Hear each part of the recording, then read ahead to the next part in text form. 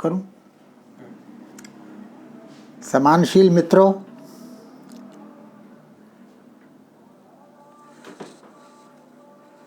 ये बड़ा सौभाग्य संयोग है कि इस श्रृंखला की पूर्णाहुति लगभग संगीत के कार्यक्रम से हुई।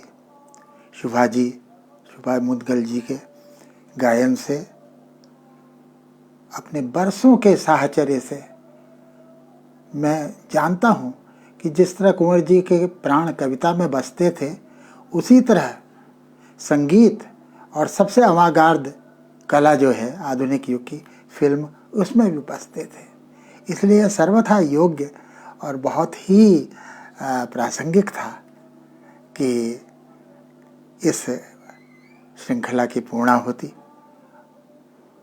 शुभा जी के गायन से हुई। उनकी बातचीत भी बहुत ही रोचक, उत्तेजक सुनी।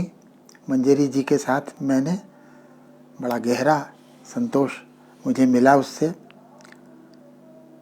जो लोग इस श्रृंखला में जिनकी भागीदारी रही, सब नाम तो मुझे याद नहीं हैं, लेकिन मेरा ख्याल है स्वयं अर्पण कुमार से शुरुआत हुई थी श्रृंखला की।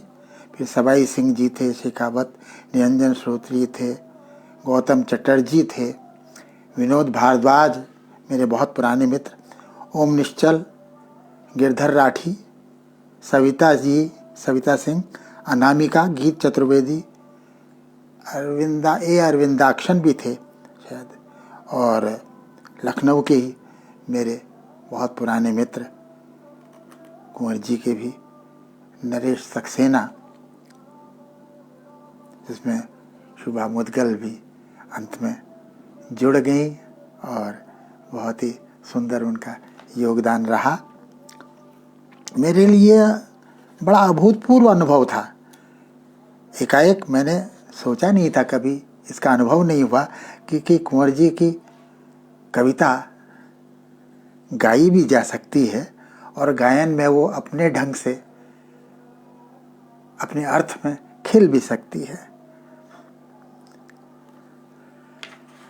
मैं सीधे ही अपनी बात शुरू कर देना चाहता था, लेकिन इनका आग्रह हमारे अर्पण कुमार जी का कि कुछ थोड़ा सा संस्मरणात्मक या उनके पत्र या डायरी का कुछ भी उल्लेख करते हुए आरंभ करूं, और उसके बाद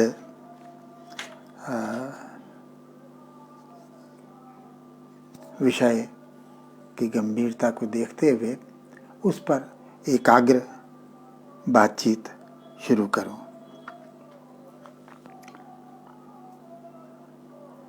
ये 30 अप्रैल 2010 की मेरी डायरी है। सुनिएगा। कुंवर नारायण से बहुत लंबी बात हुई फ़ोन पर। उन्होंने अपनी अभी हाल की लिखी कविता भी फ़ोन पर सुनाई। फ़ोन पर अमूमन ऐसी गुंजाइश ही कहाँ होती है, लेकिन बड़े इत्मीनान से उन्होंने सुनाई। मज़ा आ गया। बड़े काम की बातें भी हुई उनके साथ। कुंवर जी को आधुनिक कविमाला वाले मेरे अपने संग्रह की भूमिका तो जची ही, कविताओं का चयन भी उन्हें अच्छा लगा। उनके मुँह से यह सुनना मेरे लिए बड़ा प्रीतिकर था कि बहुत प्रासंगिक है इस वक्त आपका यह कविता संग्रह। उन्होंने मेरी डायरी अकेला मेला का भी जिक्र किया। उस पर किसी और की सराहनात्मक टिप्पणी का भी याद नहीं आ रहा किसकी, पर कह रहे थे कि यह संतोष की बात है कि आपकी इस डायरी की चर्चा हो रही है काफ़ी।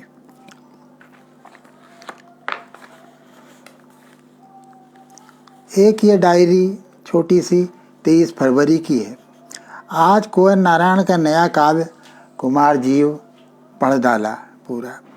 ऐसी सामग्री को काव्य का उपजीव्य बनाना एक असामान्य सी घटना लगती है हिंदी में, परंतु पूरा पढ़कर पाठक आश्वस्त हो जाता है कि कुमार जीव नामक विलक्षण विद्वान की जीवनी को इस रूप में प्रस्तुत करना एक ऐसा एडवेंचर है जिससे हिंदी कविता समृद्ध हुई है। महान चरित्र केवल अपने समय में ही नहीं जीता, अपनी चर्या से एक प्रति समय भी रचता है जो कि चिरंजीवी होता है।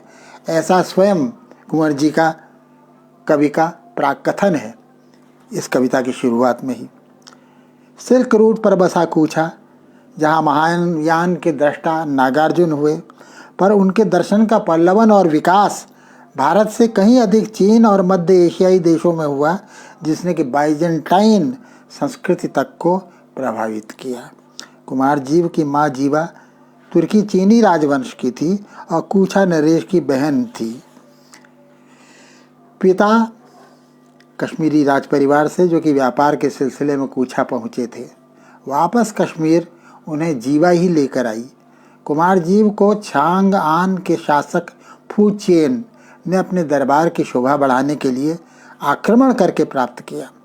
आरंभ में ही कवि का कथन है, मैं कुंवर जी के काव्यानुवाद पढ़ रहा हूँ। फिर से जिया जा सकता है कुमार जीव को, अनुवाद नहीं हो, मौलिक कविता है। फिर से जिया जा सकता है कुमार जीव को, जैसे उन्होंने जिया था तथागत को, क्योंकि कोई भी बुद्ध या कुमार जीव कभी मरता नहीं। वह एक विचार का जीवन है जिसे जिया जा सकता है कभी भी, उसके समय में जाकर या उसे अपने समय में लाकर। सचमुच यही किया है कुंवर नारायण जी ने, यही कहलवाया है अपने चरित नायक से भी।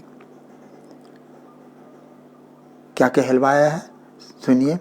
मैं अपनी कृतियों में निबद्ध अपना वह प्रति समय भी हूँ जिसमें मैं जीवित रहूँगा। कुमार जीव ने 17 वर्ष पूरे लियांगचौ में हिरासत में बिताए थे। कवि इसे कैसे देखता है, आप भी देखिए। कहते हैं, एक कारागार में भी संभव है प्रतिदिन एक नया जीवन। एक कारागार में भी संभव है प्रतिदिन एक नया जीवन। एक भाषा से दूसरी में प्रवेश करता है कुमार जीव, एक देश से दूसरे में, एक संस्कृति से दूसरी में, एक व्यक्ति से अधिक उसके विचारों में जीवन होता है।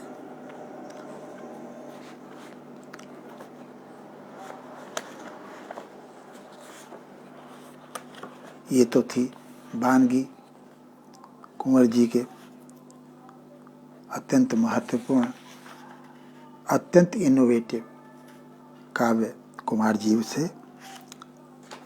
अब मैं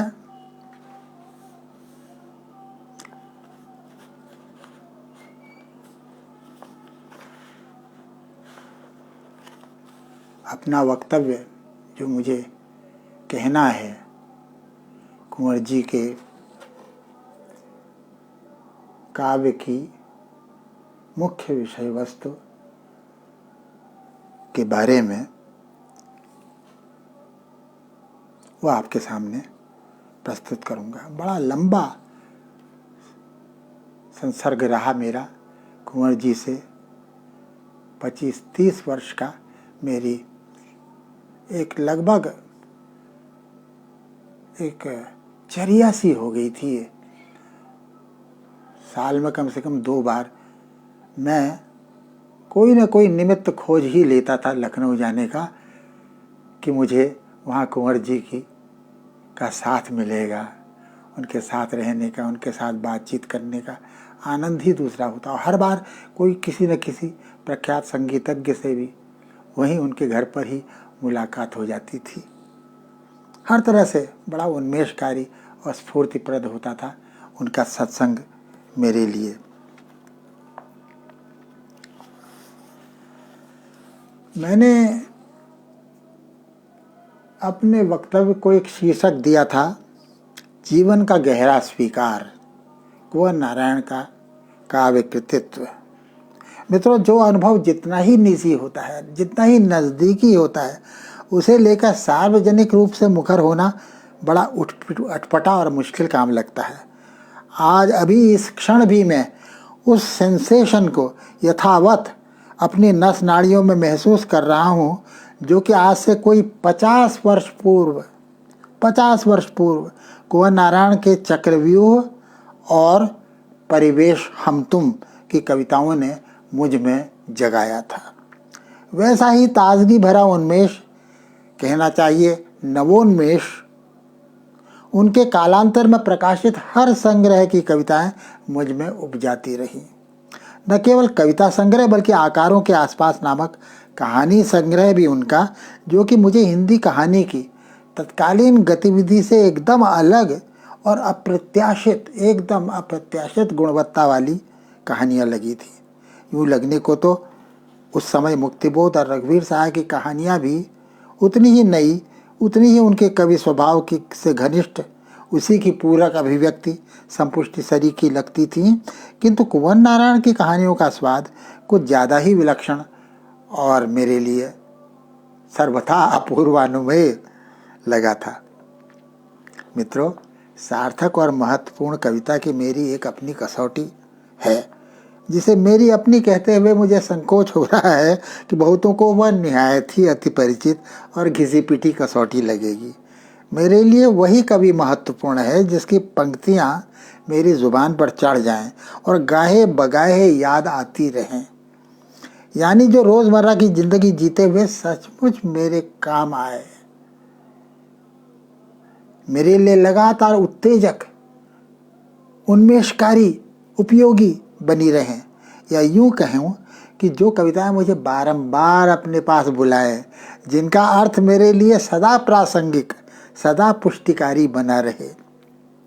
ये सिर्फ तथाकथित उद्धरणीय पंक्तियों की बात नहीं है, इसमें वह अक्षय ताजगी या नवोन्मेषशालिता वाली बात भी शामिल है।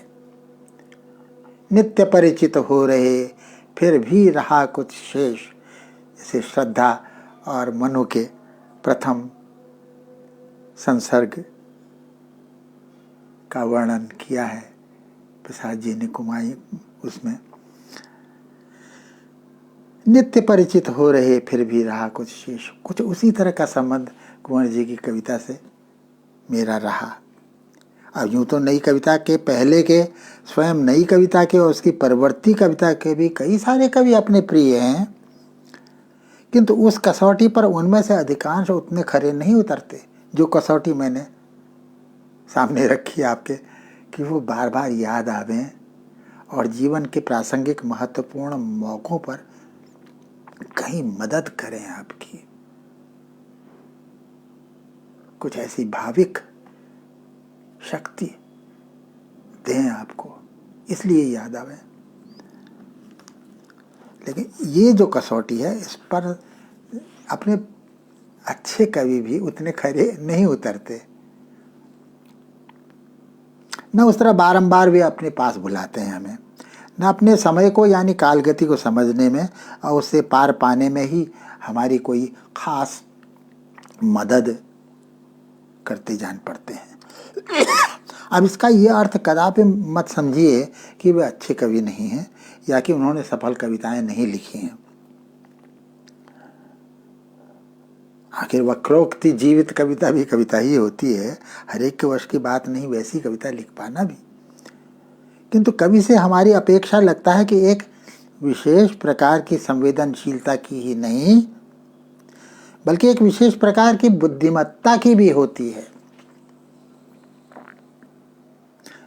जिस अपेक्षा को दूसरे क्षेत्रों के बुद्धिजीवी लोग पूरा नहीं कर सकते। जगत गति तो सभी को व्याप्ति है अपने अपने ढंग से, किंतु कवि को वह कैसे व्याप्ति है, किस स्तर पर व्याप्ति है। लोकमंगल की चिंता उसकी किस मानी में अन्य बुद्धिशालियों की चिंता से अलग अपनी विशिष्ट मूल्यवत्ता रचती है, यह भी उसके कवित्व की दीर्घ जीविता का एक रहस्य होता होगा, ऐसा मुझे लगता है। पता नहीं क्यों मुझे यहाँ कुंवर जी की ही एक कविता याद आ रही है, जिसका शीर्षक है तटस्थ नहीं, जो उनके इन दिनों नामक काव्य संग्रह में संग्रहित है। इसलिए नहीं कि यह उनकी उत्कृष्टतम रचनाओं में है, बल्कि इसलिए कि इसमें कहीं वह बात बोलती है जिसे मैं कुंवर नारायण के कवित्व की उस खास अपनी पहचान और ख़ास अपनी गुणवत्ता की तरह परिभाषित एवं रेखांकित करना चाह रहा हूँ, कविता के बारे में खुद कविता की साखी से ज़्यादा विश्वसनीय, ज़्यादा मूल्यवान भला और क्या हो सकता है। कहावत ही है कि कविता का भरोसा करो, कवि का नहीं। तो लीजिए सुनिए क्या कह रही है ये कविता।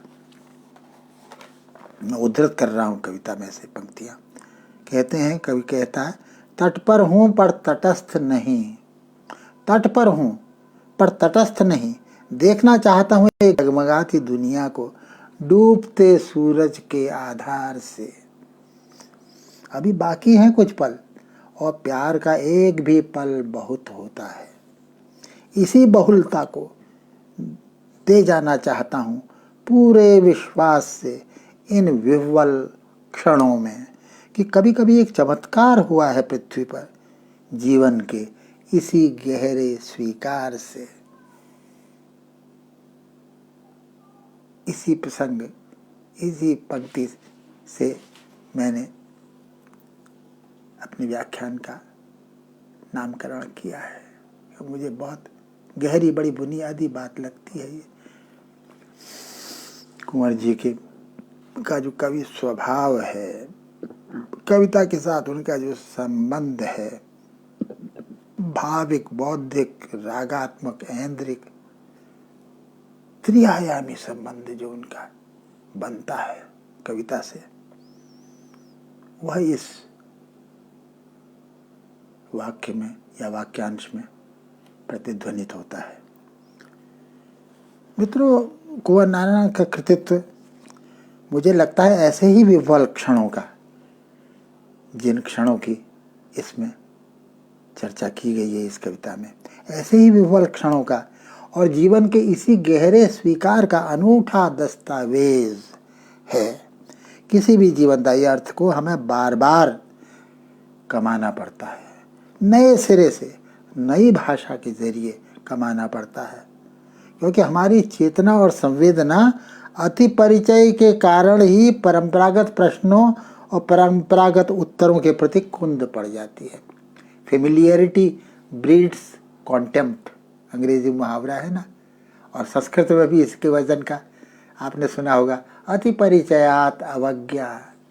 कुछ चीज़ें अभ्यस्त हो जाने से ही अपना रोमांच, अपना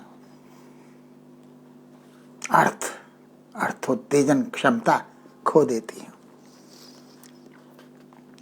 तो कवि का एक काम और बड़ा महत्वपूर्ण काम तो यही है कि कैसे वो जाले हटाए चीज़ों से, कैसे वो क्या ध्वनि, क्या अर्थ जो अभ्यास पड़ गया, हमारी जो अभ्यस्त भाव रूढ़ियाँ बन जाती हैं, उनको तोड़े, नया संवेदन, नया सेंसेशन भाषा का भी और भाव का भी वह हम में जागृत करें। तो मित्रों, कुंवर नारायण समझता हूँ इस अर्थ में सच्चे आधुनिक कवि है। उनकी कविता शान का काम करती है, हमारी आज की प्रश्नाकुलता, आज की अभिव्यक्ति पर धार चढ़ाने का और उन्हें सचमुच नया करने का बड़ा महत्वपूर्ण काम है, या और कोई नहीं कर सकता इसको कवि के सिवाय। जैसे प्यार इस कवि के लिए सर्वोच्च मानव मूल्य है, किंतु भावुकता से निरपेक्ष, सर्वथा निर्भ्रांत प्यार, तभी तो वह परिस्थिति और संस्कृति दोनों के प्रति समान रूप से संवेदनशील, समान रूप से दायित्वप्रवण भी होता है। सुनिए क्या कहते हैं वो कविता में, उनकी कविता क्या कहती है। फासले जो शब्दों को अलग करते, उन्हें एक दूसरे अर्थ में जोड़ते भी।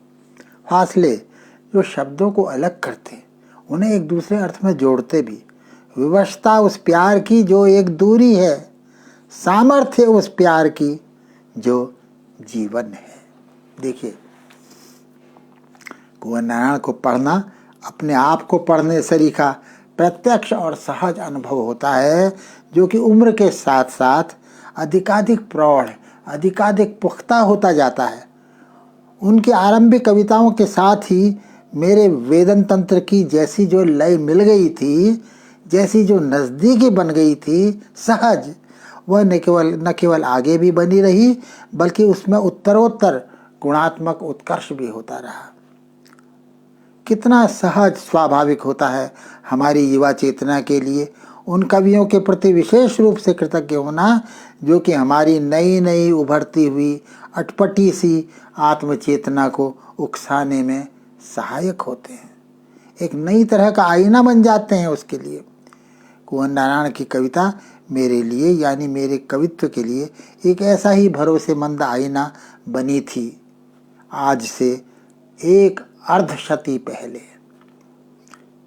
सुनिए ये कविता, बिल्कुल ये पंक्तियाँ ऐसी मेरी ज़बान पर चढ़ी हुई हैं। जीवन से वही मेल रोज धीरे धीरे, जीवन से वही मेल रोज धीरे धीरे, कर न दे मलिन आत्मदर्पण अति परिचय से, रहने दो अविज्ञात बहुत कुछ। किंतु सच्चा आधुनिक कवि यह भी बखूबी जानता है कि आज के इस अति बौद्धिक अति यांत्रिक युग में जैसी हो गई है हमारी जगत गति, इस रहने दो अविज्ञात बहुत कुछ की जीवनदायी रहस्य भावना के विरुद्ध जाता है सारा जीवन व्यापार। आज हम पाते हैं कि कुंवर जी के कवित्व की विकास यात्रा में वेदन तंत्र की जो वल्नरेबिलिटी है, उसकी जो सहज वेद्यता है, उसके साथ साथ इंटेलेक्चुअल टफनेस, बौद्धिक दृढ़ता का एक बड़ा ही विशिष्ट, बड़ा ही सर्जनात्मक मेल घटित होता है जो उनके समकालीनों के बीच उनकी एक अलग ही पहचान बनाता है। जीवनानुभूतियों को एक विविध और विस्तृत वर्णपट को झलकाने वाली कविता है वह कुंवर जी की कविता। यहाँ आपको एक और दृश्यों और ध्वनियों के एकदम अछूते ऐन्द्रिक बिंब मिलते हैं। ऐसी सेंसुअस इमेजरी है उनकी, जैसे आप सबको मेरा ख्याल है याद आ जाएगा अगर आपने उनकी कविताएं पढ़ी ही होंगी। जैसे रात के कंबल में दुबकी उजियाली ने, रात के कंबल में दुबकी उजियाली ने धीरे से मुंह खोला। या ये पंक्ति सुनिए, तेज शराब की तरह मेज पर लुढ़की हुई शाम। दूसरी ओर मानवीय जो राग संबंध होते हैं ना, उनमें उपजती रिक्ति की भावना, अलगाव की ऐसी अनोखी आधुनिक व्यंजनाएं और किस कवि के यहाँ मिलती है मैं नहीं जानता। कुंवर जी की पंक्ति उद्धृत कर रहा हूँ, ये घनिष्ठ पीड़ाएं और पराए लोग, जैसे तारों के बीच आकाश की अपाट व्याकुलता के अनंत वियोग। मित्रों, अनुभव की ऐसी सर्वथा नई और अपने तात्कालिक तीखेपन से हमें सहमा देने वाली बोध कथा एक नई चीज थी जो नई कविता के युग में कुंवर जी जैसे उसके प्रतिनिधि कवि की संवेदना की मार्फत सुनने को मिली और हमारे चेतना का अंग बन गई। कोटेशन मैं उद्धरण दे रहा हूँ एक कविता से, तुमसे फिर मिल रहा हूँ, तुमसे फिर मिल रहा हूँ, तुम जैसे एक कथानक के पूर्व और मैं एक ट्रेजेडी के बाद।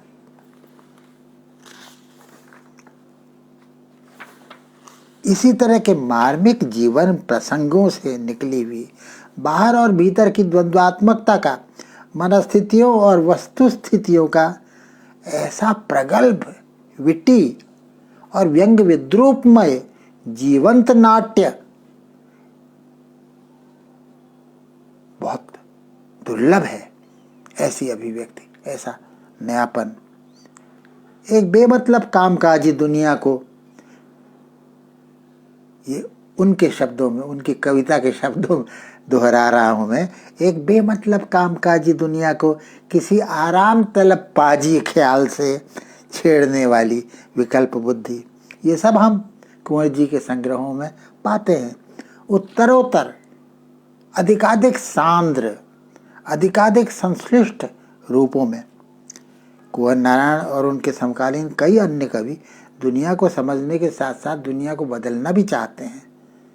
दुनिया को बदलने भी चाहने वाले कवि हैं वो, किंतु कुंवर नारायण उनमें सर्वाधिक आधुनिक भावबोध संपन्न कवि हैं।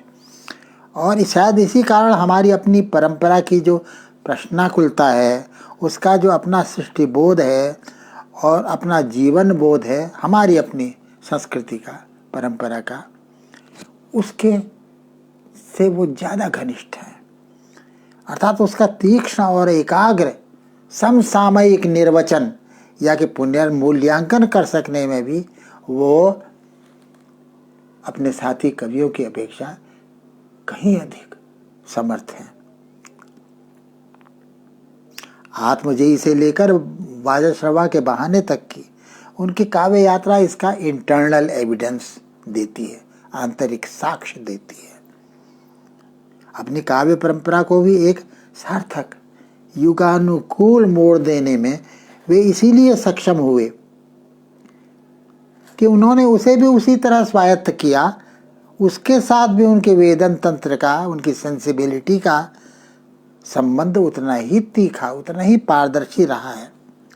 मार्क्सवाद को उन्होंने अन्य आधुनिक विचारधाराओं की तरह पचाया, किंतु मानवीय अस्ति की सारी जटिलताओं को आसानी से भुला देने वाला दर्शन उनके लिए वह कभी नहीं बना, जैसा कि अनेक लोगों के लिए बना है। हम सब इसके साक्षी हैं।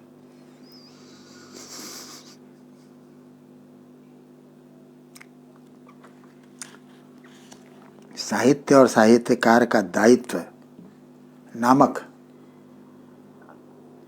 एक लेखमाला है, व्याख्यानमाला कहनी चाहिए, कुंवर जी के ही साथ के कवि और मेरे गुरुस्थानीय कवि आलोचक विजय देव नारायण शाही, उन्होंने बड़े सचोट ढंग से दर्शाया है कि साहित्य और साहित्यकार का दायित्व क्या होता है। शाही जी के ही शब्द सुनिए, उन्हीं के शब्दों में बात कैसे आती है। बहुत गजब की बात है, बहुत ही मूलभूत, इस तरह से किसी ने नहीं कही है ये बात। सुनिए शाही जी के शब्द। लेखक का दायित्व एक साथ सामाजिक चेतना, पारिवारिक चेतना, मानवीय चेतना और ब्रह्मांड व्यापी चेतना, इन 4 स्तरों पर बनता है। यह है लेखक की दायित्व चेतना। अगर कभी इनमें से सिर्फ एक को पकड़ ले तो परिवर्तन की दिशा ही उसके हाथ से छूट जाएगी और साहित्यकार वह दायित्व पूरा कर नहीं पाएगा। यह एक बहुत ही गौरतलब नुक्ता है मित्रों, जो कि आधुनिक भावबोध का अनिवार्य अंग बन चुका है। अपनी इसी बात को आगे बढ़ाते हुए शाही जी कहते हैं, अगर कवि केवल ब्रह्मांड चेतना पकड़ेगा तो बाबा लोगों का चेला हो जाएगा, केवल प्रेम वाली बात पकड़ेगा तो सिनेमा का गीतकार हो जाएगा, अगर केवल समाज चेतना पकड़ेगा तो किसी न किसी पार्टी लाइन का बंदी हो जाएगा, और तब उसमें क्षमता ही नहीं रह पाएगी कि चारों चेतनाओं को एक साथ ध्वनित कर सके। असल चैलेंज, असल चुनौती तो कवि के सामने ये है ना कि जो ये अनेकायामी जो आपकी चेतना है, जीवन चेतना है, उसको एक साथ ध्वनित कर सके, एक को दूसरी से अलग करके खाने बंटवा के नहीं, तो चारों चेतनाओं को एक साथ ध्वनित करने की क्षमता चाहिए कवि में। और मनुष्य के निर्माण के लिए जो कुछ भी किया जा रहा है उस पर निरंतर प्रश्न चिन्ह भी लगाता रहे वो, ये भी आवश्यक है।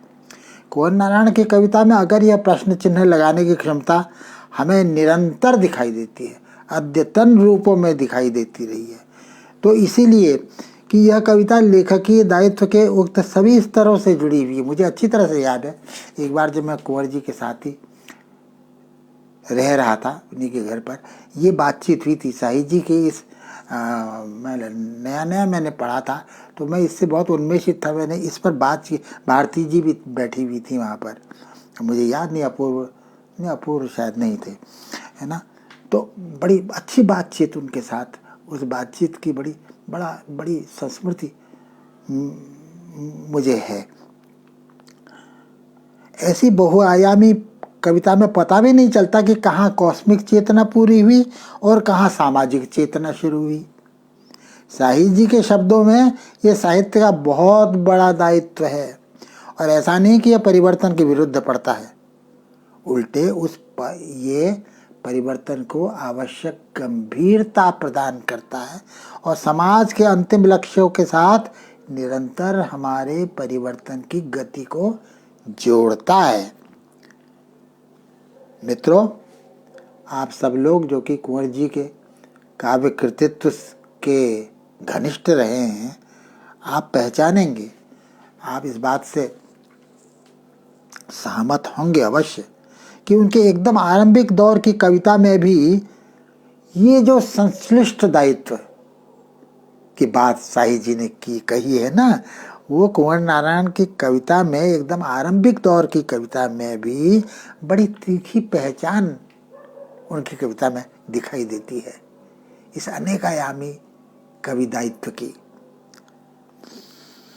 आखिर ये हर तरफ से वेद्य, अनेक स्तरों पर संवेदित हो सकने वाली बुद्धि संपन्न मानवीय चेतना ही तो है, जिसमें कुंवर जी की ही एक प्रसिद्ध कविता जो आप सबको मेरी तरह रटी पड़ी होगी कि इंद्रियों से परे जागृत हैं अनेकों भूख,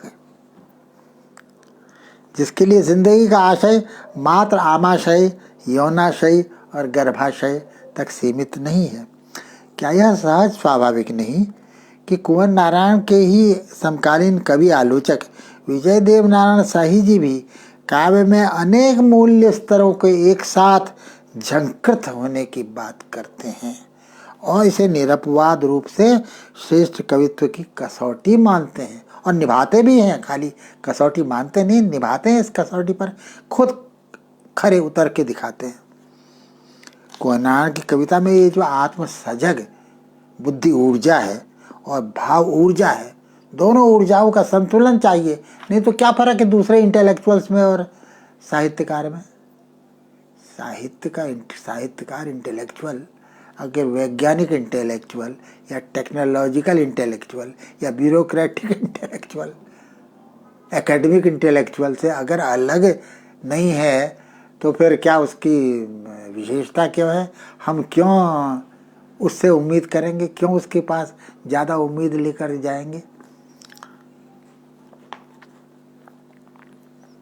तो कुंवर जी की कविता में ये जो आत्म सजग बुद्धि ऊर्जा है और भाव ऊर्जा है, दोनों का संतुलन, ये संतुलन बहुत मुश्किल है। सुनने में बड़ा आसान लग रहा होगा आपको, लेकिन कितना मुश्किल है ये कवि ही जानता है।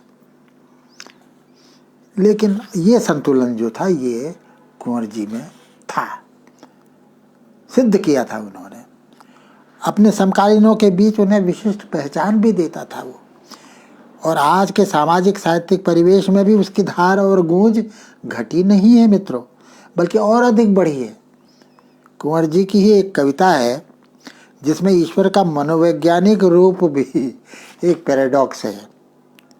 कहते हैं, कविता कहती है उनकी, तुम इस जीवन के आगे मेरा निदान निश्चय हो, घबरा कर जिसे रचा है वह महाशक्ति संचय हो, मेरे साहस के उद्गम तुम मेरा अंतिम भय हो। ध्यान देने की बात है कि कवि इस विरोधाभासी सृष्टा से स्वयं को बराबर एक चुनौती या खेल के रिश्ते में बंधा हुआ महसूस करता है। घोर आत्मावसाद के क्षणों में भी वो फैटलिस्ट नहीं बन पाता, नियतिवादी नहीं बन पाता। ज्यादा थक गया हूँ देख सूना आकाश, लेकिन पंख के बल आज भी निरुपाय उतने नहीं। अब देखिए इसको, पंक्ति को आप, ज्यादा थक गया हूँ देख सूना आकाश, ये वो कहता है, लेकिन उसी सांस में वह इस दूसरी प्रतीति को भी जोड़ देता है कि शायद पंख के बल आज भी निरुपाय उतने नहीं। जिस तरह सूनाकाश उसके आरंभिक काव्य में अक्सर आने वाला प्रतीक है। आप उनकी कविता की याद करिए, अपने काव्यानुभव की, पठनानुभव की याद करिए। ये सूनाकाश कई जगह आता है उनके यहाँ। It's an oft repeated motive of his poetry. उसी तरह पंख भी, कवि की चेतना का यह पंख के बल वाला तन पक्ष ही है जो कि निरंतर अपने को, ये जो मनुष्य की नियतिबद्ध परिक्रमा है उसके साथ संघर्षरत रखता आया है। ये बॉडी स्पिरिट डायलेक्टिक आधुनिक विश्व काव्य का एक सुपरिचित चारित्रिक द्वंद्व रहा है। मेरे प्रिय कवि जिन पर मैंने रिसर्च की थी, येट्स की एक है ही बॉडी स्पिरिट डायलेक्ट की ही बहुत सुंदर, बहुत अद्भुत कविता है। उस पर भी एक बार मुझे याद है, बड़ी प्रिय याद है। इस तरह की बातें उनके साथ होती थी, ये उन्हें भी पसंद थी। इस पर बहुत अच्छी बात, बॉडी स्पिरिट का डायलेक्टिक। क्यों? क्योंकि कुंवर नारायण स्वयं इस अर्थोन्मेष्टा अंतर्द्वंद्व के कवि हैं। उनकी एक कविता का नायक किसी अंदेशे के भयानक किनारे पर बैठा आकाश की नीली सतह पर तैरती उन असंख्य सीपियों को देख रहा है जो कि किसी जुए की फेंकी हुई कौड़ियों की तरह अभी अभी बटोर ली जाएंगी। और फिर भी देखिए उनकी काव्य भाषा क्या कह रही है। फिर भी किसी संदेशे से आशान्वित वे एक असंभव बूंद के लिए खुली हैं। कौन? सीपियाँ। फिर भी किसी संदेशे से आशान्वित वे एक असंभव बूंद के लिए खुली हैं और हमारे पास उन अनंत ज्योति संकेतों को भेजती हैं जिनसे आकाश नहीं, धरती की गरीब मिट्टी को सजाया जाता है। जाहिर है मित्रों कि अगर ऐसी कविता जिंदगी को उसके काल्पनिक अक्ष पर, एक इमेजिनरी एक्सिस है, उसको झकझोर कर विचलित कर देने की, उसे इसकी नियतिबद्ध परिक्रमा से मोड़ करके पराक्रम की धुरी पर स्थापित करने की बात करती है, तो वह बात खाली एक रोमांटिक विशफुल थिंकिंग नहीं है, एक रोमानी आकांक्षा भर नहीं है। उसके अलावा है, आकांक्षा तो है, रोमांटिसिज्म भी है, लेकिन वो अलग से भी समझ में आती है। वह प्रगति बिंदु भी समझ में आता है जो कि इसी कविता के शब्दों में यांत्रिकता की अपेक्षा मनुष्यता की ओर ज्यादा सरका हुआ है। यह कोई दूसरा नहीं, संग्रह की पहली ही कविता है। कोई दूसरा नहीं जो उनका संग्रह है, उसकी पहली कविता की याद करिए आप। ये पंक्तियां उसी में आती हैं। उससे अगला संग्रह जो है अपने सामने, उसकी भी आप पहली ही कविता को देख लीजिए कि वह किस विरोधाभास को इनेक्ट करती है, अभिनीत करती है। शुरू में सब यही चाहते हैं, कविता की कोट कर रहा हूँ मैं, शुरू में सब यही चाहते हैं कि सब कुछ शुरू से शुरू हो। प्रोज का सिंटेक्स और कविता का सिंटेक्स इतनी डेंजरसली करीब आ जाते हैं कुंवर जी की कविता में कभी कभी कि लग सकता है कि ये तो प्रोज है, प्रोजैक है, इसमें काव्य की गूंज नहीं बनती है। लेकिन जल्दी ही आपकी खुशफहमी दूर हो जाती है और आपको लगता है कि वो शॉर्टंच कविता है, प्रोज में नहीं हो सकता था ऐसा।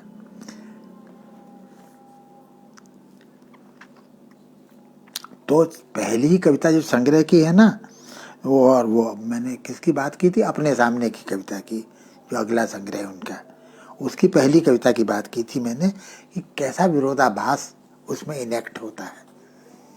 शुरू में सब यही चाहते हैं कि सब कुछ शुरू से शुरू हो, लेकिन अंत तक पहुंचते पहुंचते हिम्मत हार जाते हैं। कवि की आकांक्षा इस अंत तक हिम्मत न हारने की है, सच्चे और सुदृढ़ शब्दों की हिम्मतों की है। कवि का यह प्रगति बिंदु भी मात्र एक लकीरी प्रगतिवाद नहीं है। क्यों नहीं है? इसका तगड़ा जवाब हमें यही कविता दे देती है, अलग से एक्सप्लेन करने की जरूरत नहीं है। देखिए सुनिए कितनी बड़ी जोरदार पंक्तियां हैं ये। कितना स्पष्ट होता आगे बढ़ते जाने का मतलब, कितना स्पष्ट होता आगे बढ़ते जाने का मतलब। अगर 10 दिशाएं हमारे सामने होती, हमारे चारों ओर नहीं। सोचिए कितना स्पष्ट होता आगे बढ़ते जाने का मतलब। अगर 10 दिशाएं हमारे सामने होती, हमारे चारों ओर नहीं। कितना आसान होता चलते चले जाना, यदि केवल हम चलते होते, बाकी सब रुका होता। मैंने अक्सर इस ऊल जलूल दुनिया को 10 सिरों से सोचने और 20 हाथों से पाने की कोशिश में अपने लिए बेहद मुश्किल बना लिया है। कुंवर नारायण का कवि इस ऊल जलूल दुनिया को भी उतनी ही उत्कट संवेदना से जानता है जितना 10 सिरों से सोचने की नितांत आधुनिक बौद्धिक यंत्रणा को। जो भुगतता है वही समझ सकता है, जिसमें इंटेलेक्चुअल एगनी जिसने फेस की है, सामना किया है उसका। किताबी एब्सर्ड नहीं है ये। किताबी एब्सर्ड वाले आधुनिकतावाद से कुंवर जी की कविता उतनी ही दूर है जितनी कि लकीरी प्रकृतिवाद से। वाम वाम वाम दिशा, हमारे साथ ऐसे ये नहीं। चक्रव्यूह संग्रह की कविता में हमने पढ़ा था, याद करिए, पहले ही संग्रह चक्रव्यूह की कविता में, अभी तो जूझ लेने का प्रलोभन, शून्य से भी जूझ लेने का प्रलोभन, फिर कभी क्या मिल सकेगा जिंदगी में, जिंदगी से भी बड़ा कुछ। यह जिंदगी में जिंदगी से भी बड़ा कुछ पाने की उम्मीद जो कुछ नहीं के सिर पर चढ़ कर के बोलती है, क्या कोई मामूली बात है? कुंवर नारायण एक तरह से देखा जाए तो इसी उम्मीद और इसी पुरुषार्थ के कवि हैं।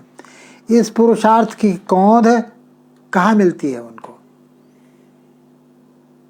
देखिए इस पुरुषार्थ की कौंध उन्हें कहाँ दिखाई देती है, कहाँ मिलती है? कभी गांव के किसी खपती सम्मेदीन में दिखाई दे जाती है, वो साधारण पात्रों में। इस पुरुषार्थ की कौंध उन्हें कभी किसी गांव के खपती सम्मेदीन में मिल जाती है, तो कभी वह बिना लड़े अपनी ही तुच्छताओं की अधीनता स्वीकार करने चले आने वाले देश के उस नागरिक की चीख में, जो कि स्वाभिमान के अर्थ को नए सिरे से ईजाद करना चाहता है। लेकिन कारण नहीं मित्रों कि कवि से हमारे यहाँ यानी हमारी अपनी भारतीय परंपरा में शिवेतर क्षति की भी उम्मीद। काव्यम यशसे अर्थकृते शिवेतर क्षतये, काव्य के ये प्रयोजन बताए गए हैं ना हमारे पास। तो शिवेतर क्षति क्या है? जो अमांगलिक है, विरोधी है, उसको खत्म करना, ये भी कवि का और कविता का पुरुषार्थ होता है। ये कवि से हम ये भी उम्मीद करते हैं कि जो अशिव है उससे लड़ेगा, उसको प्रतिरोध देगा। ये कोई ऐसा नहीं कि कोई अब जाकर के किसी ने ये वो किया हुई, शुरू से ये काव्य से हमारी बहुत पुरानी मांग, पुरानी प्रत्याशा, पुरानी आशा रही है। क्या यह एक सार्वभौम तथ्य नहीं कि कविता की प्रेरणा, कविता की शक्ति के ठीक विपरीत भी एक शक्ति है जिसको मनुष्य ने ही उपजाया है? मनुष्य का ही करतूत है, वो मनुष्य की ही करनी है, जो मनुष्य के ही पुरुषार्थ की सारी उपलब्धियों को नष्ट कर देती है। जरा सोचिए कितना संहार, कैसी कैसी कलाकृतियों का, किस तपस्या से निर्मित, कैसी कैसी जो मनुष्य की विजय पताका है, मनुष्य की प्रतिभा की सबसे प्रामाणिक अभिव्यक्ति है, सबसे, उसको नष्ट किया है मनुष्य ने ही नितांत। कविता तत्काल कुछ नहीं बदलती, किंतु यह शक्ति तत्काल बहुत कुछ उलटफेर कर सकती है। ये जो डिस्ट्रक्टिव शक्ति है मनुष्य की, जो किसी न किसी आइडियोलॉजी के पीछे बर्बाद कर सकती है मनुष्य की ही सारी उपलब्धियों को। वो धार्मिक भी हो सकती है आइडियोलॉजी, ऐसा नहीं है कि तथाकथित मजहबी जुनून में भी। कविता तत्काल कुछ नहीं बदलती, लेकिन ये जो शक्ति है वो बहुत कुछ उलट फेर कर सकती है। ये विजेता की महत्वाकांक्षा, स्वयं कुंवर जी के शब्दों में, विजेता की महत्वाकांक्षा। आपको याद होगा नालंदा और बख्तियार सरीखी कुंवर जी की रचनाएं हैं, वो इसी बात को, इसी तथ्य को उघाड़ती हैं। वो 1000 साल पहले घटी वह घटना कवि के अनुसार भी बीती नहीं है, अभी भी घटित हो रही है। लड़ाई से मुंह फेर कर भाग गए थे कुछ विचारक, कविता कोट कर रहा हूँ। लड़ाई से मुंह फेर कर भाग गए थे कुछ विचारक, घने जंगलों की ओर केवल कुछ ग्रंथ बचाकर। वे आज भी भाग रहे हैं उसी तरह, मदरसे और किले में फर्क न कर सकने वाले विजेताओं से घबरा कर। बड़े हीरो माने जाने वाले इतिहास के लोग,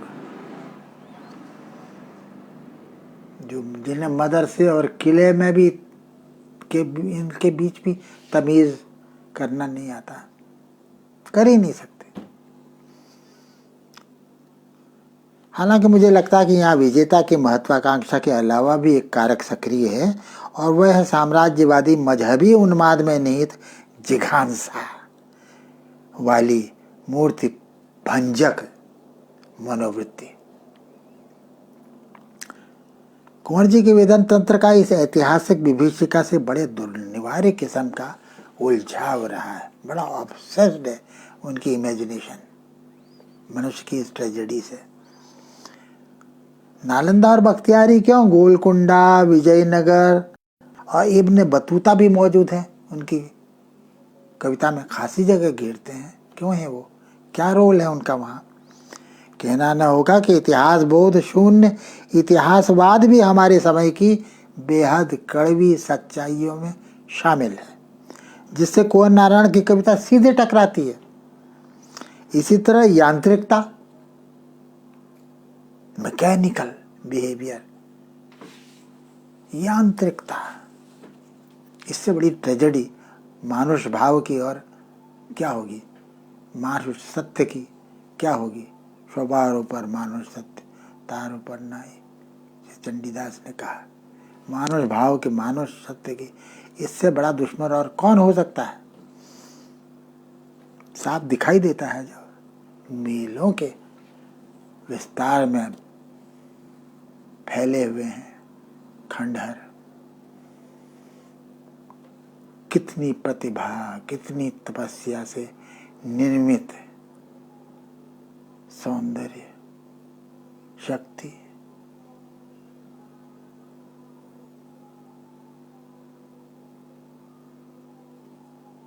अर्थोपलब्धि मनुष्य की किस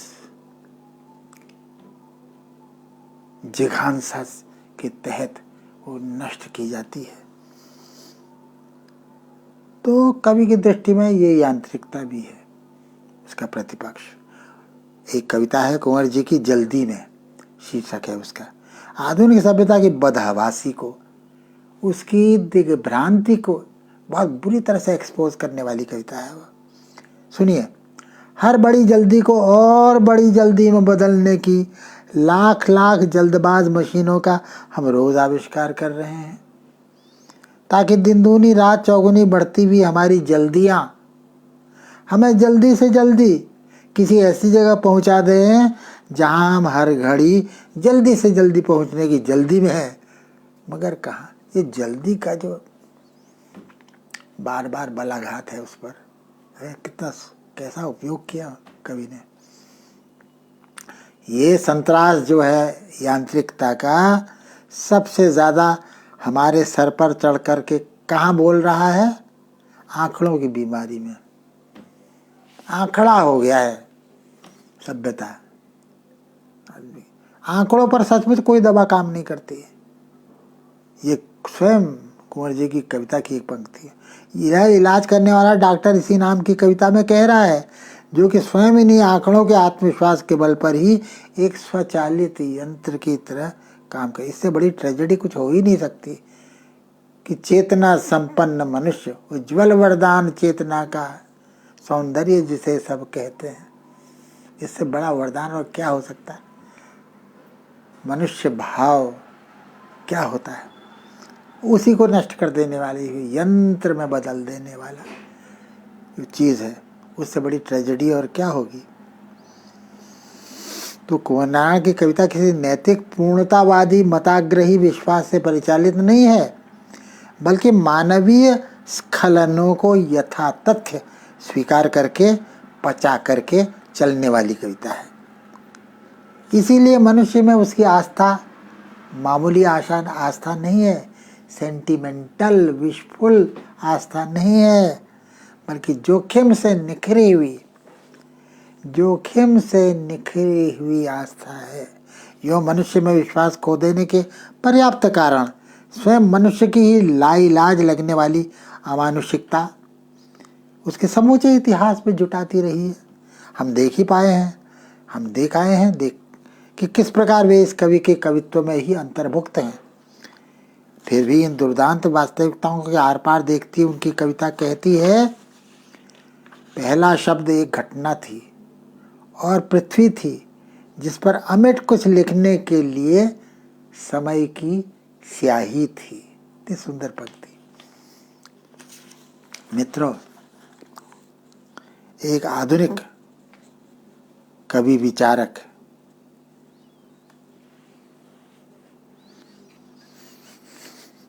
का कथन है, कौन है, मेरा ख्याल है शायद W.B. येट्स है, maturing as a poet means maturing as a whole man. कवि की तरह से सयाना होने का अर्थ क्या होता है। सयाने तो सभी होते हैं, मजबूर हैं आप सयाने होने के लिए, बचपने से थोड़ी जीवन चलेगा आपका, मैच्योर तो होना पड़ेगा ना। लेकिन मैच्योरिटी एक तरफा नहीं होनी चाहिए। हम बहुत सी कुछ चीज़ें हम समझते हैं कि ये मैच्योरिटी है, जबकि वो निहायत इमेच्योर बात है, उसको हम मैच्योरिटी समझते हैं। मैच्योरिटी क्या होती है, आपके मनुष्यत्व की कई आयाम हैं, सबको एक साथ लेके मैच्योर होना। ये नहीं कि एक अंग में तो लकवा पड़ा है आपके और दूसरा अंग कसरत कर रहा है, ऐसा तो ये कोई मैं कहाँ की मैच्योरिटी। तो मैच्योरिंग एज ए पोएट, कवि की तरह से परिपक्व होने का अर्थ है अपनी संपूर्ण मनुष्यता में परिपक्व होना। Maturing as a poet means maturing as a whole man, यानी कवि की हैसियत से प्रौढ़ होने का अर्थ है अपने समूचे वेदन तंत्र के साथ अपनी त्रिआयामी मनुष्यता की समग्रता में परिपक्व होना। कुंवर नारायण एक अर्धशती से भी अधिक समय से काव्य साधना में, उन्हीं के शब्दों में कहें तो सच्चे और सुहृद शब्द, ये उन्हीं का फ्रेज है, सच्चे और सुहृद शब्द की साधना में को समर्पित रहे वे। न केवल उनकी कविताएं बल्कि आकारों के आसपास की कहानियां भी 20वीं सदी के भारतीय भावबोध का, उसकी अंतरात्मिक वेदना का ही नहीं, अभूतपूर्व मानवीय ऑल्टरनेटिव्स से, विकल्पों से समृद्ध उसके बौद्धिक सामर्थ्य का भी विश्वसनीय अंतः साक्ष्य, इंटरनल एविडेंस प्रस्तुत करती रही है। इतिहास बोध, कुंवर जी काफ़ी लगता है, कभी कभी तो लगता है बहुत ऑब्सेस्ड है वो इतिहास से, और सही है, ऑब्सेस्ड है तो बिल्कुल सही है। वो एक कवि की नियति है, जिस सभ्यता में वो जन्मा है, जिससे उसका साबका पड़ा है, उसके सारे ऊंच नीच को वो देखे, प्रत्यक्ष करे अपनी समूची संवेदना से। तो ये 20वीं सदी के भारतीय भावबोध जो है, उसकी जो वेदना है उसका ही नहीं बल्कि मानवीय विकल्प से समृद्ध उसके बौद्धिक सामर्थ्य का भी विश्वसनीय अंतःसाक्ष्य प्रस्तुत करती रही हैं उनकी कविताएं। इतिहास बोध और मानव केंद्रित आस्था, बुद्धिमत्ता और संवेदनशीलता, करुणा और व्यंग्य, विद्रूप समन्वित विक्षोभ, सबका ये जो प्रखर द्वंद्वात्मक कॉम्बिनेशन है, संयोग है, ये जो कुंवर जी के समकालीन कवि हैं, उन समकालीनों के बीच तो उनकी विशिष्ट पहचान बनाता ही है। कितने अलग अलग हैं देखिए आप। नई कविता के कवि छायावाद के बाद जो सबसे उपजाऊ काव्यांदोलन उपजा, क्योंकि उसके साथ आपके इस वक्ता का भी घनिष्ठ संबंध रहा है। बातचीत का जैसा स्तर, बहस का जैसा माहौल, कविता के प्रति इतनी सजग संवेदनशीलता, वैश्विक संवेदना के साथ साथ खास अपनी हिंदुस्तानी जमीन का ऐसा आग्रह, ऐसी पकड़ उस पर। उसके बाद के दौर की कविता में कहाँ तक दिखती है, बड़ा सुविधाजनक सवाल है ये, जिससे हम टकराते नहीं हैं कभी। समझते हैं बड़ा भारी कोरस हमने खड़ा कर दिया तो और किसी की आवाज़ ही नहीं सुनाई देती है उनमें। सबसे जिम्मेदार आवाज़ें ही चुप हो जाती हैं अपने आप उस शोरगुल में बज। तो ठेठ आज के परिदृश्य में भी ये जो खास तरह का इतिहास बोध है कुंवर नारायण जैसे कवियों का, जो मानव केंद्रित आस्था है, बुद्धिमत्ता और संवेदनशीलता, करुणा और व्यंग्य, विद्रूप समन्वित विक्षोभ, सबका एक प्रखर द्वंद्वात्मक संयोग जो है हम अपने समकालीनों के बीच कुंवर नारायण की विशिष्ट पहचान तो बनाता ही है। ठेठ आज के परिदृश्य में भी वो उतना ही सार्थक और प्रासंगिक प्रतीत होता है। इसीलिए हम याद कर रहे हैं उन्हें। अपने अत्यंत आधुनिक और नागर मुहावरे में यह कवित्व हमारे समय के कई सारे अंतर्विरोधों को, उसकी मानवीयता, उसकी अमानवीयता को, उसकी नैतिक वैधता और उसके सांवैधानिक भोथरेपन को, दोनों को, खुले विकल्पों वाली रचनात्मक बुद्धि ऊर्जा एक तरफ और अभूतपूर्व मूल्य मूढ़ता दूसरी तरफ, एक साथ दोनों को उजागर करने वाली बुद्धि चाहिए।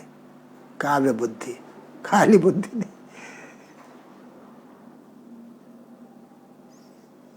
जिससे कि मेरे गुरु साई जी कहते थे, पर्याप्त प्रतिक्रिया की आवाज कहाँ है?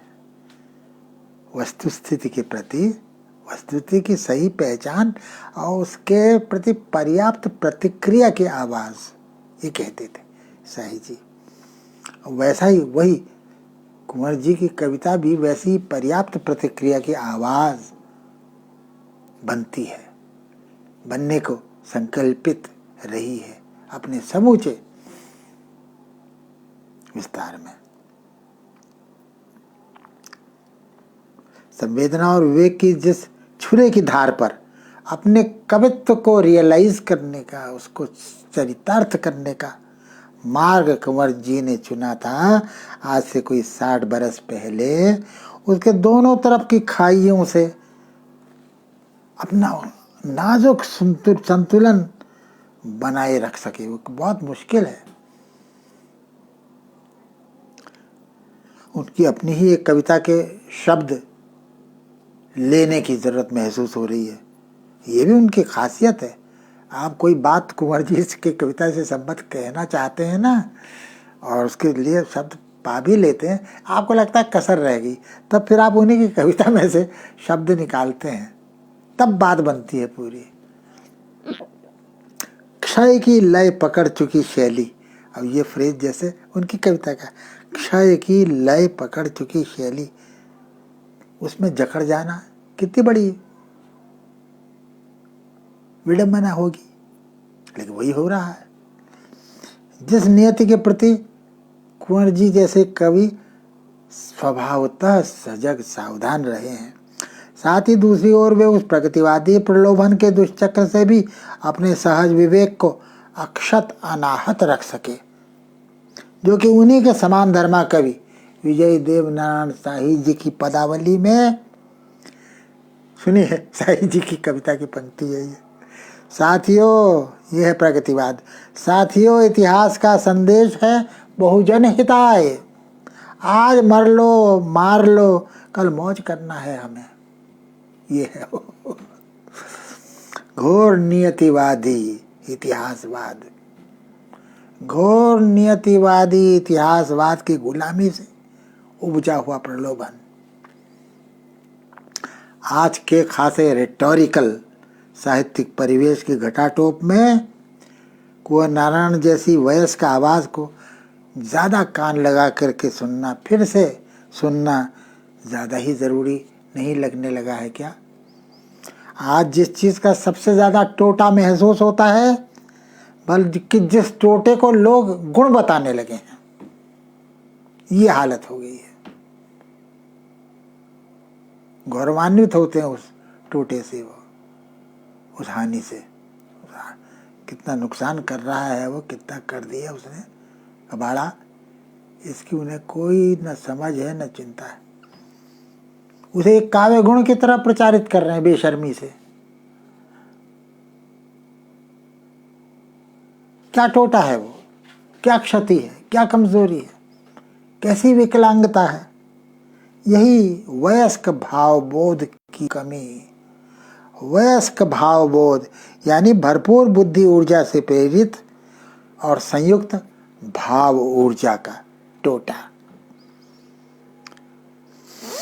मुझे यहाँ आधुनिक काव्यालोचक F.R. लीविस की चेतावनी याद आ रही है। उन्होंने लिखा है, there are kinds of robustness a poet is best without,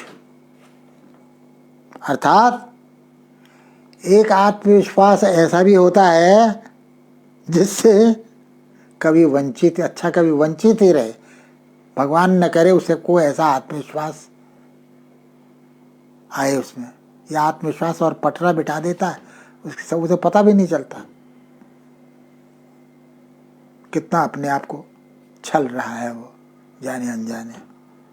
there are kinds of robustness, तथा कथित मजबूती, तथा कथित, वास्तविक नहीं। There are kinds of robustness a poet is just is best without, न हो ऐसी स्ट्रेंथ नहीं चाहिए, क्रूड बनाती है जो आदमी को, उसकी सेंसिबिलिटी को ही क्रूड बना देती है, और उसे पता भी नहीं चलता कितना क्रूड है, वो अपने को बड़ा 30 मार का समझता है वो। तो यानी क्या कह रहे, there are kinds of robustness a bus a poet is best without, अर्थात एक आत्मविश्वास ऐसा भी होता है जिससे अपने कवित्व की अगर कुशल चाहते हो तो वंचित ही रहो उससे, ऐसे आत्मविश्वास न होना ज़्यादा अच्छा है। इसी प्रसंग में कुंवर जी के इन दिनों संग्रह की एक कविता अचानक में कौंध रही है, जिसे उद्धृत करके मैं इस वक्तव्य का समापन करना चाहूँगा। इन दिनों संग्रह में है ये कविता, अगर मैं सही हूँ तो आजकल मेरी स्मृति बहुत अचूक नहीं रह गई है, गड़बड़ भी हो सकती है। खैर कविता तो उन्हीं की है ना, थोड़ा अगर देखिए, आप कह रहे हैं, अगर मुझ में अपनी दुनिया को बदल सकने की ताकत होती तो सबसे पहले उस मैं को बदलने से शुरू करता जिसमें दुनिया को बदलने की ताकत होती। देखिए, अगर मुझ में अपनी दुनिया को बदल सकने की ताकत होती तो सबसे पहले उस मैं को बदलने से शुरू करता जिसमें दुनिया को बदलने की ताकत होती। अब बताइए, ये जो तर्क है, या कहूं काव्य तर्क है, काव्य तर्क अलग चीज है। इस काव्य तर्क के बाद भला किसी भी अतिरिक्त रिटोरिक के लिए, वाग्मिता के लिए गुंजाइश ही कहाँ बचती है? गुंजाइश अगर कुछ बचती है तो सिर्फ ये कहने की जो कुंवर नारायण का कवि कह रहा है इस कविता में, क्या?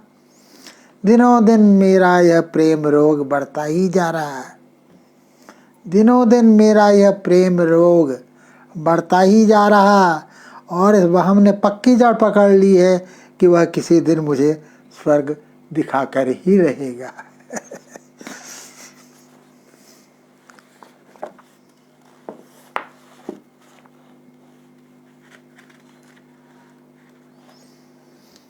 ये जो मैंने अपनी डायरी से कुमार जीव जो उनका नया काव्य पढ़ा था ना, नया उस पर मैंने कुछ जल्दी में कुछ घसीटा था, पढ़ा था मैंने ना, तो वो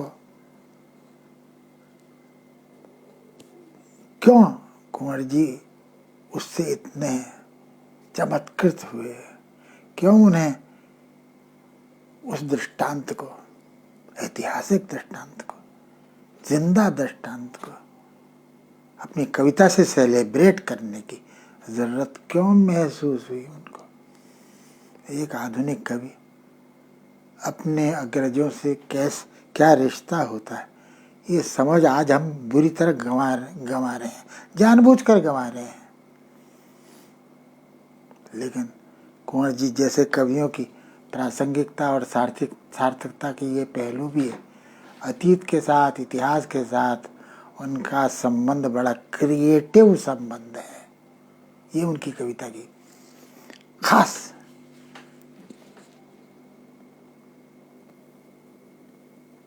सामर्थ्य है, खूबी है, जिसे हम चाहें तो अपने में भी उसकी संभावना अभी पूरी तरह नष्ट नहीं हुई। बहुत कोशिश की गई है उसे नष्ट करने की, सफल भी हुई है, लेकिन शायद नहीं हो सकी वो पूरी। अब भी उसमें जान है। और कुंवर जी सरी के कवि, उसके खिलाफ हमारा कवच है,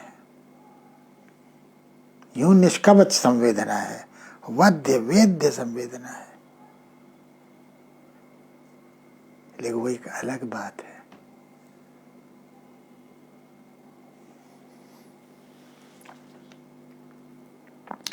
तो कुमार जीव ने को कवि ने कैसे देखा था, मैंने उद्धृत किया था ना, कुछ सुनाया था उस कविता में से आपको। क्या था?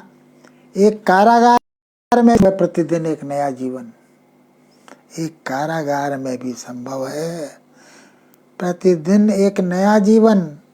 एक भाषा से दूसरी में प्रवेश करता है कुमार जीव, एक देश से दूसरे में, एक संस्कृति से दूसरी में, एक व्यक्ति से अधिक उसके विचारों में जीवन होता है। मित्रों, अब आप देख ही चुके होंगे क्यों ये कंपल्शन, क्यों ये मजबूरी होती है एक कवि को 600, 1000, 1100 वर्ष पहले के किसी विद्वान की या कवि की जीवनी को फिर से जीने की, उसको अपनी संवेदना में जीने की, फिर जिंदा करने की। ये संबंध है आपका। अगर ये संबंध नहीं है आपका अपने अतीत के साथ, तो आप योग्य ही नहीं हैं, अपनी संस्कृति में पैदा होने योग्य ही नहीं है आप। कोई बिल्कुल हरामी संबंध है आपका, जेन्युइन संबंध नहीं है अपने अतीत से, अपने पूर्व पुरुषों से। और कुंवर नारायण का कवि हमको यह योग्यता लौटालता है।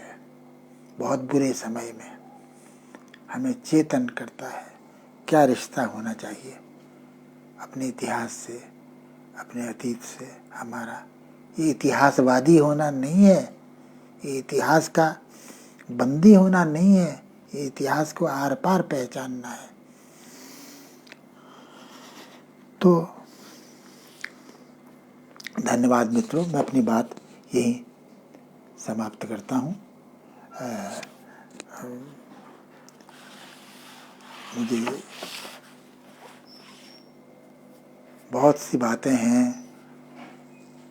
कुंवर जी के साथ, जितने पल हमने जीवन के अमूल्य बिताए हैं, उनकी मैत्री का, सब में मैत्री की प्रतिभा नहीं होती है, प्रतिभाशाली लोगों में भी। कुंवर जी में वो बात थी, किसमें क्या है, उसको इतना एनकरेज करने की, अपने से छोटी, अपने से कम उम्र वाली पीढ़ी को अपने अनुभव का लाभ देना, बिना उस पर अपने गरिमा का एक्स्ट्रा बोझ लादे, उसकी अपनी संभावना को पहचाना, उसे जागृत करना।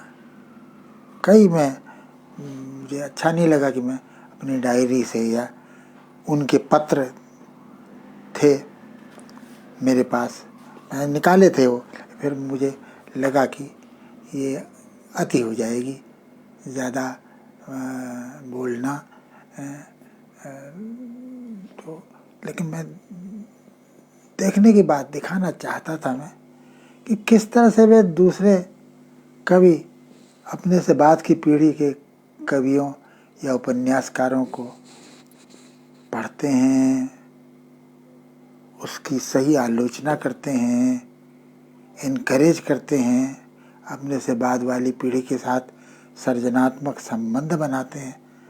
वरना अर्थ क्या है भैया? अगर कवि ही एक दूसरे को सहारा नहीं दे सकते, सीनियर पोएट जो है, अग्रज कवि, अपने अनुज पीढ़ी के कवि को अगर ज़रूरी समर्थन, ज़रूरी खुराक नहीं दे सकता, तो फिर क्या अर्थ है साहित्य का? लेकिन ये कुंवर जी में था, उनकी मैत्री इसीलिए अनमोल थी, उनका संसर्ग, उनका सत्संग पाने का लालच इतना होता था कि कोई न कोई बहाना, कोई न कोई निमित्त खोज के हम अपने 2 दिन 3 दिन उनके साथ भारती जी और कुंवर जी का संसर्ग पाने की व्याकुलता में पहुंच जाते थे और पा करके लौटते थे। ये खाली एक भावुक या भाविक संस्मरणात्मकता नहीं है, मैं उसमें पढ़ना नहीं चाहता था, तो लेकिन मिस करते हैं जो आप ऐसे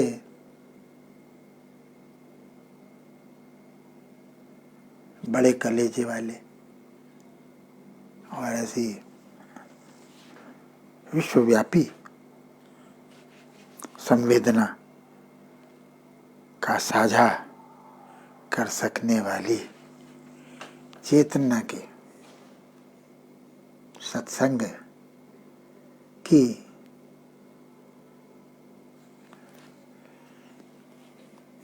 कमी की भरपाई हो नहीं सकती, होनी चाहिए, हो सकती है, हो नहीं सकती ऐसा मैं नहीं कह रहा, वो तो एक निराशावाद को समर्पित हो जाना होगा। हम तो इसी आशा में जीते हैं कि आज भी संभव है वह सब जो हमारे अग्रजों ने देखा, जिया और करके दिखाया, आज भी क्यों नहीं संभव है, अवश्य संभव है। और मुझे बड़ी प्रसन्नता है कि ये जो खासी दीर्घ श्रृंखला, 18 लोगों ने भाग लिया इसमें, मैंने कहीं नोट किया था, कई हमारे जान पहचान के जिनको हम अच्छी तरह से जानते हैं, जिनकी कविता, जिनके लिखे को से हमारा संबंध है, सबको जुटाया अर्पण कुमार जी ने। और देखना चाहा कि कैसा संबंध अपने अग्रज कवि के साथ हमने कमाया है, अर्जित किया है। तो ये बहुत ही अच्छी श्रृंखला रही और मैं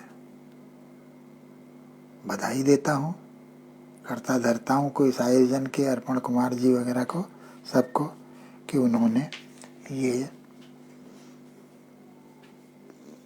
अनुष्ठान किया जिसका कि आज पूर्णाहुति बहुत अच्छे ढंग से संगीतमयी पूर्णाहुति हुई। ये एक अलग से एक लाभ भी मिल गया। शुभा जी जो इसमें शरीक थी पूरे आयोजन में, और उनके गायन से इसका समापन हुआ। एक बहुत अच्छी बात हुई, मेरे लिए एक अभूतपूर्व सा अनुभव था, है ना। कुंवर जी की कविता को गाए जाते हुए पहली बार मैंने सुना है, और उसका पर्पज़ है, उसका उपयोग है, उसकी अपनी गुणवत्ता है, जगह है उसकी। दोनों में बात सुन रहा था, दोनों की, उनकी और मंजरी जी की, बड़ा अच्छा लग रहा था मुझे। करते नहीं हैं हम लोग, संगीत का और साहित्य का क्या संबंध है, इस पर बातचीत कोई होती ही नहीं है भी नहीं। वो पहले की पीढ़ी में जिस तरह से, यानी लोग, मुझे याद है जब मैं इलाहाबाद भगभग के बीच बीच में भाग के जाता था, मैं 2 दिन के लिए सत्संग पाने का, शाही जी से, विपिन अग्रवाल से, ये लोग, क्योंकि ये लोग बड़े तगड़े बुद्धिजीवी थे, बड़े कर्रे बौद्धिक, सच्चे बौद्धिक थे, है ना। लेकिन वो दूसरी कलाओं के प्रति इतने खुले हुए, इतने संवेदनशील भी थे। तब उनका आनंद, उनसे मिलने का, उनसे जो सचमुच जो एक कहते हैं आत्म विनिमय, आप अपना विनिमय कर रहे हैं, ये जो था ना, तो ये बड़ी खुशी की बात है मेरे लिए। और मैं इस समापन के अवसर पर आपके सामने हूँ। सब तो मैं नहीं सुन सका, संभव नहीं है, लेकिन जो कुछ भी मैंने सुना कई लोगों को, है ना, तो मुझे लगा कि ये बहुत ही सार्थक आयोजन किया जनसुलभ पुस्तकालय ने। ये सब लोग, विनोद भारद्वाज बहुत आत्मीय थे, बहुत निकट के व्यक्ति थे नई पीढ़ी के, कुंवर जी के। हमने तो अपना आलोचनात्मक लेखन एक तरह से उसी से शुरू किया, जो विनोद ने पत्रिका निकाली थी, क्या नाम था उसका, विनोद भारद्वाज की ने पत्रिका निकाली, आरंभ, है ना, आरंभ नाम था उसका। तो ऐसे ये विनोद भारद्वाज भी ने भी भागीदारी की इसमें, कुंवर जी पर इस आयोजन में, हैं, सविता सिंह ने, हमारे मित्र, प्रखर समाजवादी मित्र, हमारे कवि गिरधर राठी, अनामिका, है ना, गीत चतुर्वेदी, के अरविंदाक्शन, नरेश सक्सेना, स्वयं शुभा जी, तो ये सब लोग जो थे ना, सवाई सिंह शेखावत भी थे उसमें, निरंजन श्रोत्री भी थे, ओम निश्चल भी थे। तो कई लोग जो हैं इससे जुड़े, बड़ा सार्थक हुआ। ऐसा होता रहे, सचमुच ऐसा होता रहे कि कविगण, उनकी कवियों की एक अलग बिरादरी, ऐसी अलग बिरादरी से मेरा मतलब सबसे अलग अपना वो करने वाली नहीं, बल्कि सचमुच की बिरादरी जो एक दूसरे को इस तरह से समझें जैसे कोई और नहीं समझ सकता, जिसकी आज बड़ी भारी कमी है। और कुंवर जी की रचना जो है, कुंवर जी की विवेचना भी, जो संबंध है उनका अतीत के साथ भी, बहुत खास संबंध जो उनका इतिहास से है, जो उनकी कविता में झलकता है, इसका इंटरनल एविडेंस, उसकी आज सचमुच ज़रूरत है। तो ये सब इसी में मैंने कहा कि जीवन का गहरा स्वीकार, सब कुछ, सारी प्रतिकूलताओं के बावजूद, सारे अपशकुनों के बावजूद जीवन का गहरा स्वीकार, ये कुंवर जी का कृतित्व है, जिसमें कि इन सब प्रतिभागियों ने उल्लेखनीय योगदान दिया और इस श्रृंखला को सार्थकता, फलवत्ता प्रदान की। बहुत बहुत इसके लिए आप लोगों को बधाई, धन्यवाद कि आपने सब इतने रुचि से, मनोयोग से सुना। धन्यवाद।